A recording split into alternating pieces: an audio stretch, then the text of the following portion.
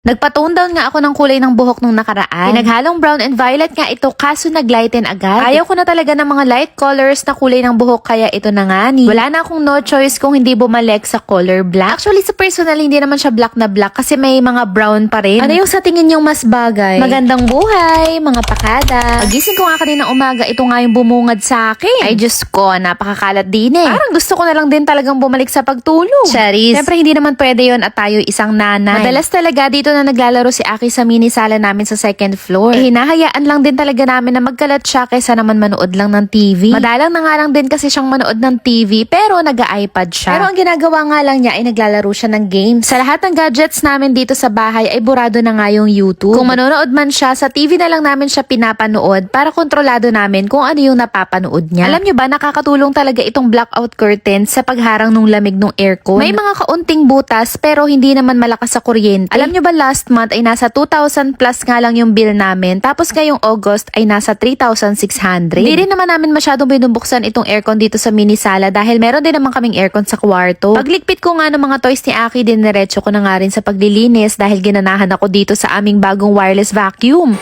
Back mode. Dry mode.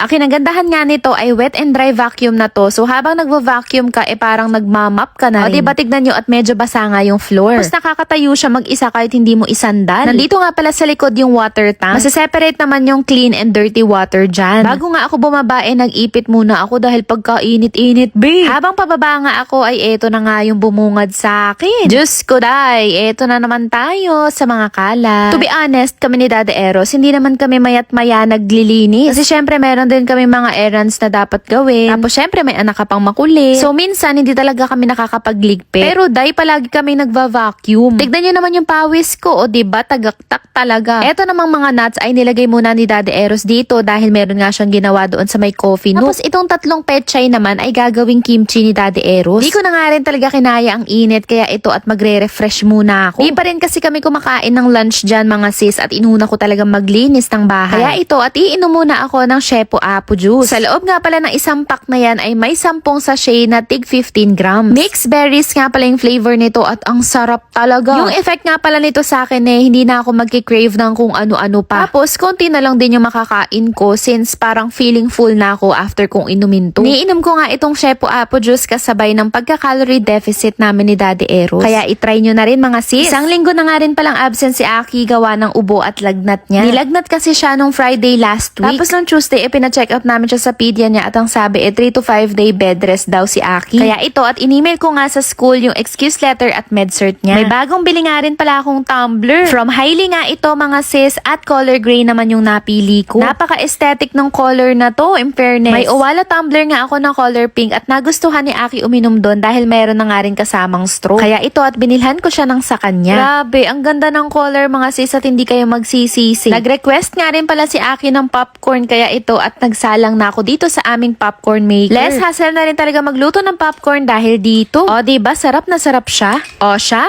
yun lang. Salamat.